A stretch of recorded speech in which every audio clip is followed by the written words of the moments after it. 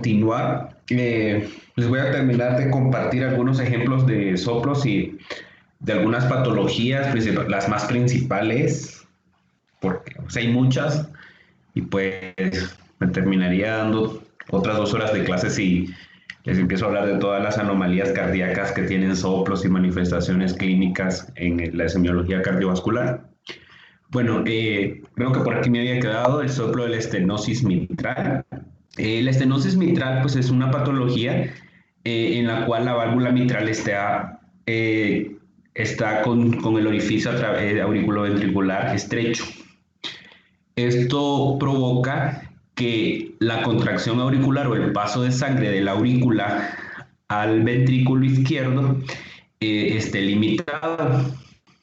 Por tanto, esta patología nos va a dar una manifestación semiológica durante la diástole. Pues recuerden que es el momento en que los ventrículos se llenan de sangre. Entonces el paso de la sangre de la aurícula izquierda al ventrículo izquierdo va a ser limitado y en algunas ocasiones va a ser mucho más lento.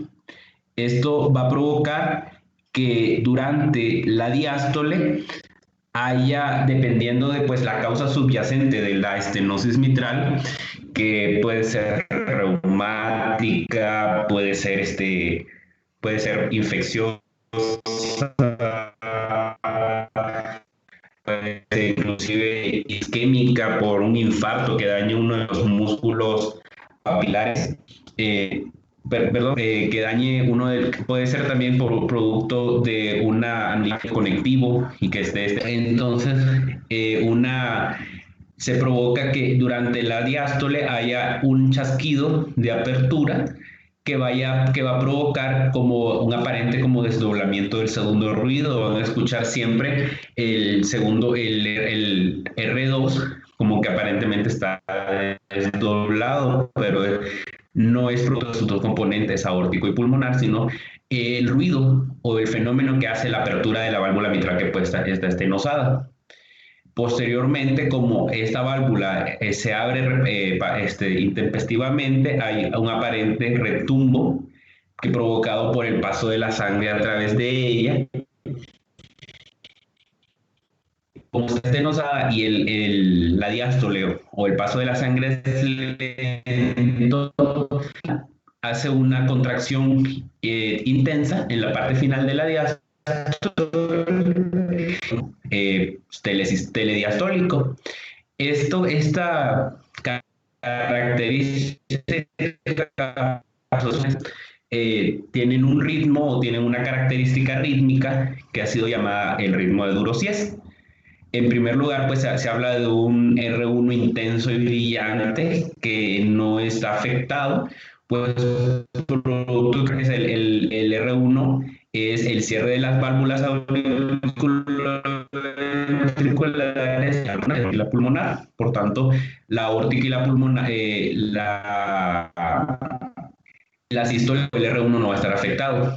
La sístole va a estar limpia, no va a tener ningún fenómeno asociado. Los componentes del R2, esto pues dependiendo de la característica de la estenosis mitral. En el caso de las estenosis mitrales severas, pues si hay una afectación del componente pulmonar del R2, pero en las estenosis moderadas o leves, pues no está afectado, pero vamos a escucharlo en algún momento desdoblado producto del chasquido de apertura. Entonces, hay un R, hay un retumbo mesosistólico y un refuerzo mesodiastólico y un refuerzo predistólico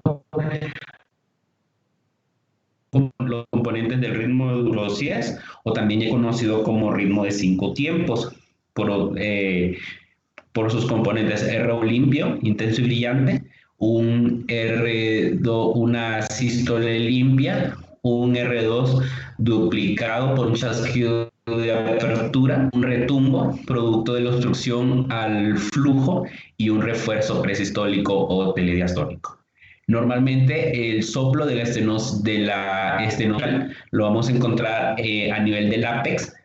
Va a tener la característica también de que lo podemos encontrar irradiado hacia los flancos principalmente, y el soplo de la estenosis mitral se va a apagar durante la hora de inspiración, o conocida como de Rivero Carballo. Recuerden que pues es la maniobra mediante la cual le pedimos al paciente que inspire, y durante la inspiración pues el corazón izquierdo tiene disminución de su llenado, por tanto el soplo de la estenosis mitral puede disminuir de intensidad durante esta maniobra. En el caso de la insuficiencia mitral, la insuficiencia mitral pues es un fenómeno diferente, es un fenómeno sistólico. ¿Por qué sistólico? Porque la insuficiencia mitral, pues el meollo del asunto es de que la válvula no coapta adecuadamente. ¿Qué provoca esto? Que durante la contracción ventricular izquierda, la sangre no solamente tome dirección hacia la circulación sistémica mediante la aorta, sino que también, como esta válvula en sístole no va a estar cerrada adecuadamente, puede pasar de que parte del volumen ventricular se dirija hacia la aurícula izquierda. Esto va a depender, o el gasto que va a ir a la aurícula izquierda va a depender pues de si la insuficiencia mitral igual es leve, moderado o severo. ¿Qué pasa entonces? Durante la sístole vamos a encontrar que cuando el ventrículo se contrae, vamos a encontrar un soplo, que es el soplo de la estenosis mitral. Va a ser un soplo conocido como soplo de regurgitación. Algunos fisiólogos y semiólogos o cardiólogos, así de las escuelas, de las viejas escuelas, no hablan de un soplo de regurgitación, hablan de un escape mitral. Pues hablan de escape porque pues la sangre se escapa, en lugar de ir a la sistémica, se va a la circulación, a la aurícula, entonces se escapa ese volumen. Es un soplo intenso, va a ser un soplo en banda, y se va a auscultar principalmente a nivel del ápex y en el borde paraesternal izquierdo. Va a tener la característica igual de que se va a irradiar a la axila, e inclusive podemos encontrarlo irradiado a la espalda. Esta va a ser la descripción fonocardiográfica. Eso, como les dije, es un soplo en banda que ocupa toda la sístole, por lo tanto va a ser un soplo holosistólico. En el caso de los soplos tricúspidos, vamos a hablar inicialmente de lo que es la insuficiencia tricúspida. La insuficiencia tricúspida, lo que pasa es que normalmente la válvula está coaptada en sístole, por tanto la sangre del ventrículo derecho se dirige directamente a la arteria pulmonar. Cuando la válvula no coapta adecuadamente, en menor o mayor medida igual, el hecho se va a fugar hacia la aurícula derecha, por tanto pues a la economía venosa. Esto va a provocar igualmente un soplo que se va a manifestar durante la sístole y que va a tener iguales características de la insuficiencia mitral. Va a ser un soplo holosistólico en banda, con la diferencia de que este va a escucharse con mayor intensidad en el borde paraesternal izquierdo que en el ápex, a diferencia de la insuficiencia mitral. Acá está la característica del soplo de la insuficiencia tricuspidia. En el caso del soplo de la insuficiencia tricuspidia, vamos a diferenciarlo del soplo de la insuficiencia mitral igualmente con la maniobra de Rivero Carballo. Como les dije, igual durante la inspiración se llena más las cavidades derechas, producto de que hay un cambio en las presiones intratorácicas, por tanto hay un aumento del vaciado del sistema venoso hacia el corazón derecho, y por tanto a mayor volumen, pues mayor intensidad del soplo. Por tanto, el soplo de la insuficiencia tricuspidea se va a intensificar durante la inspiración y se va a apagar durante la expiración. que es lo contrario que pasa en el soplo de la insuficiencia mitral, pues es lo que les acababa de comentar. En el caso del soplo de la insuficiencia tricuspidea y el soplo de la estenosis tricuspidea, van a ser patologías que se van a del volumen contenido en el nivel de la circulación. Por lo tanto, pues van a ser pacientes que van a tener en patología de insuficiencia hepática, datos de esplenomegalia, hepatomegalia, van a ser aquellos pacientes que pueden ser cirróticos si ustedes no tienen en la historia clínica el antecedente de que haya consumido alcohol con mucha frecuencia o de que haya sido portador en algún momento de hepatitis de cualquier tipo. Por tanto, pues la insuficiencia tricuspidea puede ser una causa de hepatopatía crónica sin que hayan esos antecedentes previos. Es algo que pues ustedes tienen que ir apropiándose para la hora de hacer, de hacer la anamnesis del paciente. El soplo de la estenosis tricuspidea pues es lo contrario a la insuficiencia. ¿Qué es lo que pasa en la estenosis? La válvula tricuspidea está cerrada, el paso de sangre de la aurícula derecha al ventrículo derecho está limitado, está disminuido y por tanto se va a provocar lo que les acabo de comentar. Hay una disminución del vaciado auricular derecho, hay una ingurgitación del sistema venoso sistémico.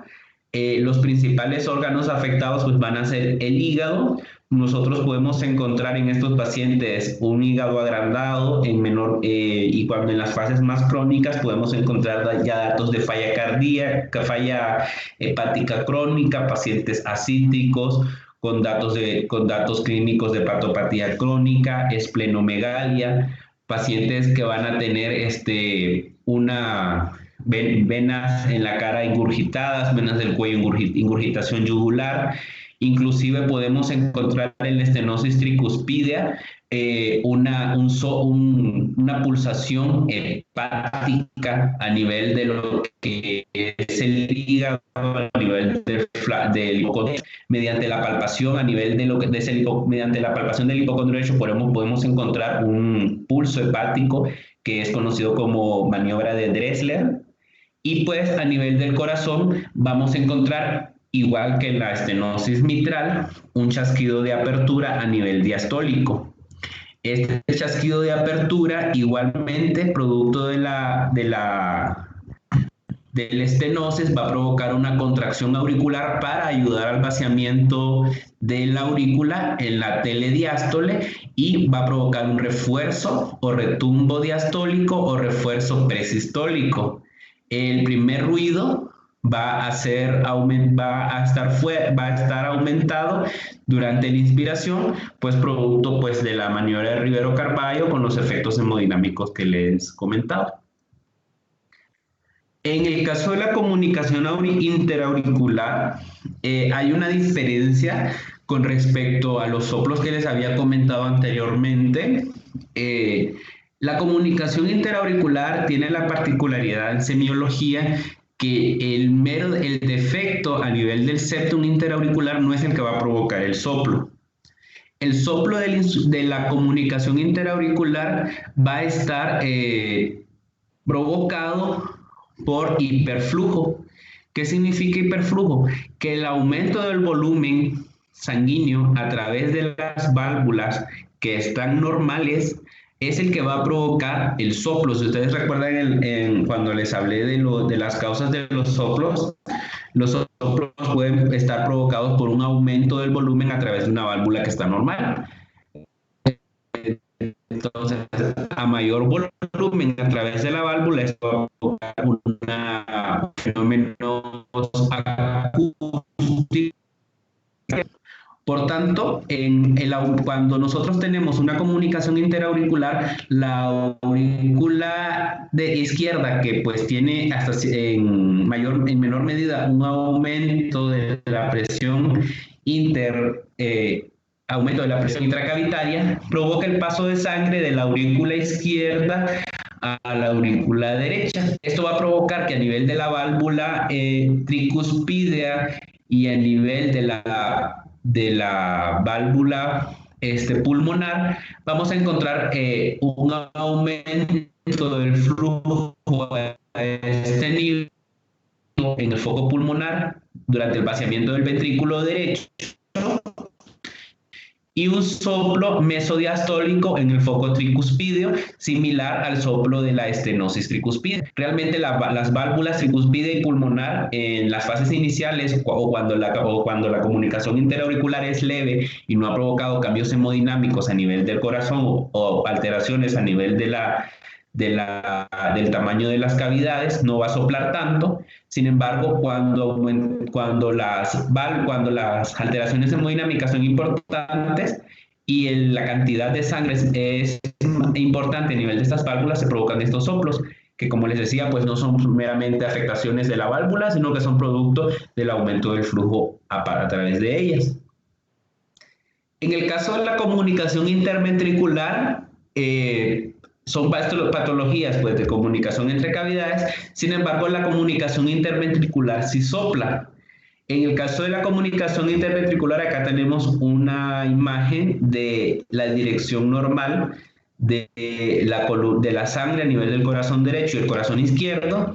Y acá tenemos el defecto de la comunicación interventricular. Durante la sístole, recuerden de que las presiones entre el ventrículo izquierdo y el ventrículo derecho son diferentes. Normalmente la presión diastólica del ventrículo izquierdo es de 80, la presión diastólica del ventrículo izquierdo derecho es aproximadamente 8 milímetros de mercurio. Durante la sístole, las diferencias de presión aumentan. La presión sistólica del ventrículo izquierdo durante la sístole es hasta de 120 milímetros de mercurio. En el ventrículo derecho es hasta al menos 25. Y entonces, ¿qué pasa? Durante la sístole, esta diferencia importante de presión de izquierda a derecha provoca el paso de sangre del ventrículo izquierdo hacia el ventrículo derecho. Eso va a provocar que durante la sístole vamos a encontrar un soplo sistólico en barra, va a ser un soplo sumamente intenso, que vamos inclusive a asociarlo a un fenómeno táctil o el conocido como frémito, que va a estar encontrado a nivel del borde parasternal izquierdo. En los pacientes que tienen una patología ya crónica, vamos a encontrar un ventrículo agrandado derecho, podemos encontrar igualmente un ventrículo izquierdo agrandado, una cardiomegalia, una desviación del choque de punta por debajo del quinto espacio intercostal. Sin embargo, van a ser pacientes que si tienen, dependiendo del tamaño de la comunicación interventricular, vamos a encontrar comunicaciones interventriculares muy pequeñas que inclusive pueden ser asintomáticas. El soplo puede ser sistólico, pero de una intensidad 2 a 3, no puede tener frémito. En las comunicaciones interventriculares grandes, pues ya te van a tener un cuadro más florido. Acá tenemos un resumen de para ustedes diferenciarlos o caracterizarlos meramente como soplos sistólicos o diastólicos. Conocer pues que los soplos sistólicos van a estar asociados o van a seguir luego del primer ruido. El primer ruido, pues a manera de una técnica para semiología, el primer ruido va a estar asociado al pulso radial principalmente, que es el que lo podemos auscultar, lo podemos percibir más fácilmente cuando estamos evaluando al paciente. Ustedes colocan el estetoscopio en el precordio y escuchan el Doppler que les había comentado, y el Doppler siempre va a estar relacionado con el pulso radial. De ahí ustedes pueden, escuchan el Doppler, lo interiorizan, ya conocen la onomatopeya, y de ahí todos los fenómenos acústicos que vayan seguidos del loop y antes del loop van a ser sistólicos. todos los fenómenos que están luego del log, que es el R2, van a ser diastólicos. Y pues de una forma fácil ustedes pueden conocer de que los soplos sistólicos son causados por estenosis aórtica, insuficiencia mitral o tricuspidia, un prolapso de la válvula mitral, que es una causa de insuficiencia, y por defecto de lo que les había comentado del septum interventricular. Los soplos diastólicos van a ser provocados por la insuficiencia mitral. Acá en esta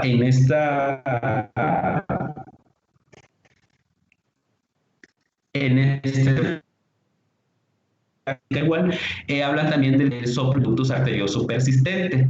El soplo del ductus arterioso persistente es un soplo muy variable, es muy difícil de hacer el diagnóstico por la semiología, está muy descrito, sí, pero por fonocardiograma, que es un método que se utilizaba pues, en las viejas escuelas de cardiología para hacer diagnósticos antes del advenimiento del ecocardiograma, pero pues es un soplo, es una patología que muy difícilmente vamos a diagnosticar por semiología, porque tiene la característica de que a medida de que el paciente va creciendo, hay cambios hemodinámicos a nivel de las cámaras cardíacas que van a ir modificando la característica del soplo, y por tanto, pues usted, inclusive nosotros, pues va a ser muy difícil que lo podamos distinguir. Pues si lo pueden leer en algún momento, inicialmente se habla de un soplo de Gibson, luego un soplo de Batlock y pues así posteriormente, y es pues meramente teórico conocerlo. Existen también algunos soplos que no están asociados a cardiopatías orgánicas o a afectaciones a nivel de lo que es la anatomía cardíaca, y son los llamados soplos inocentes. Son soplos que tienen manifestación clínica, sin embargo, no tienen una repercusión hemodinámica y no tienen una afectación anatómica. Por tanto, semiológicamente van a tener ausencia de un frémito cardíaco, van a ser soplos de baja intensidad, van a ser inclusive menos de 4D6, soplos eyectivos y de corta duración. El segundo ruido va a ser normal, con desdoblamiento fisiológico. No se van a auscultar ruidos cardíacos patológicos, ni chasquidos, ni frotes, ni galopes, como en las patologías anteriores. No presentan estados hiperdinámicos, pueden estar sin o con fiebre durante el paciente, pero muchos de estos se pueden intensificar durante la fiebre, durante la anemia, inclusive durante el hipertiroidismo, pero también los podemos encontrar en pacientes que no tengan ninguna de esta afectación. Y no va a tener un otro dato clínico asociado que sugiera compromiso del sistema cardiovascular. Dentro de los soplos inocentes, el más conocido y el que pues ustedes van a enfrentarse comúnmente es el soplo de Steele. Va a ser un soplo armónico y musical que lo podemos encontrar principalmente a nivel del ápex, en el borde paraesternal izquierdo bajo y con el paciente en posición supina. ¿Por qué se va a originar? Por la turbulencia de flujo en el tracto de salida del ventrículo izquierdo, principalmente en niños, en escolares y preescolares, y el otro soplo más conocido es el soplo sistólico de eyección pulmonar, y es un soplo rudo que va a tener localización en el segundo a tercer espacio intercostal, igualmente en posición supina, y va a ser producto de la turbulencia generada en el tracto de salida del ventrículo derecho, principalmente a nivel de la válvula pulmonar.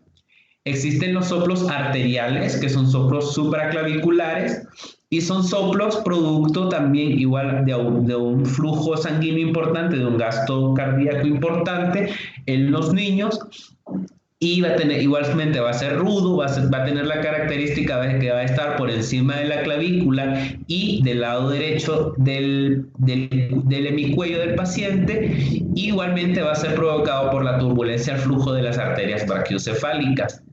Este soplo va a tener la característica de que se va a modificar con los cambios de posición del cuello del paciente. Si le pedimos al paciente que gire su cuello hacia la izquierda, hacia la derecha, el soplo va a tener una manifestación principalmente izquierda. Si le decimos al paciente que se gire su cabeza hacia la izquierda, pues va a tener la característica normal de su soplo, que va a tener mayor intensidad en el hemicuello derecho del paciente. Es todo lo que les tenía para compartir con respecto a los soplos, y pues nomás recordarles esta frase que puede ser un poco ruda, pero es realmente cierta, y es que el ojo no ve lo que la mente no sabe. A medida que ustedes vayan estudiando, vayan leyendo, vayan apropiándose de lo que dicen los libros y aplicándolo a la hora de hacer la revisión del paciente, van a ir teniendo pues más certeza diagnóstica, más acuciosidad con respecto a la evaluación de los pacientes. Pero pues mi consejo a la hora de a la hora de hablar de semiología es que pues sean muy prácticos y muy esquemáticos. Tengan siempre un esquema mental a la hora de hacer la evaluación del paciente. Recuerden cuáles son los focos de auscultación, recuerden pueden ser las repercusiones hemodinámicas o fisiopatológicas de las alteraciones cardíacas. Y pues tampoco les voy a pedir o les voy a decir de que saliendo uno de la licenciatura va a aprender o va a salir diagnosticando estenosis mitral o insuficiencia tricuspidia o cosas así. Pues no, realmente no. En la licenciatura, pues aprendemos a conocer que pues no, que pueden tener una repercusión en el paciente, con que ustedes conozcan que el soplo es diastólico, con que el soplo es sistólico, que si tiene frémito o no, dónde se encuentra más intenso el soplo, si el soplo está irradiado a tal o a tal área del precordio, el cuello, la espalda. Pues eso es de mucha ayuda, y con eso ya hicieron bastante. Pues eso quiere decir que el soplo está asociado a una patología que debe ser diagnosticada pues por instancias superiores, pues por un médico que ya tiene mayor entrenamiento en esto. Por tanto, lo que yo les digo es que quédense con la característica de los soplos, con la ubicación, con la irradiación, con la intensidad. Eso es lo más importante para ustedes ahorita. Y pues conocer el R1, el R2 y un ritmo de galope. Cuando ustedes escuchan un ritmo de galope, que es lo que ya les había comentado, igual pues tienen que referir al paciente, o tienen que saber que ese paciente pues no está hemodinámicamente afectado y que pues amerita una evaluación adicional. No sé si tienen alguna duda, algo que queramos reforzar para seguir con la siguiente clase. No, doctor. Ok, igual les voy a pasar las imágenes para que pues ustedes tengan un esquema para que vayan a repasar con el coordinador. Sí, doctor.